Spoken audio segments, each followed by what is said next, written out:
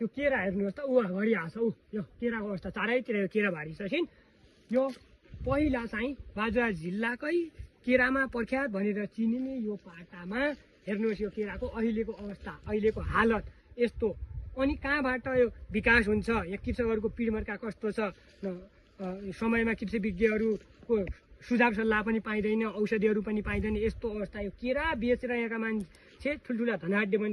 बनिसकेका थिए पहिला ठुल्ठुला जग्गा जमिनहरू किने प्लटहरू ठुल्ठुला महलहरू बनाए केटाकेटीलाई पढाइ लेखाइदेखि हरेक गुजरात केरै बेचेर बनाएको अवस्था अहिले हेर्नुहोस् त यो बाजुरा जिल्लाको बढीमारी नगरपालिका वार्ड नम्बर 1 पाटाका केराहरू रोग लागेर खतम केही छैन हेर्नुहोस् त यो हेर्नुहोस् केराको हालत यस्तो दयनीय अवस्था छ अनि नेपालका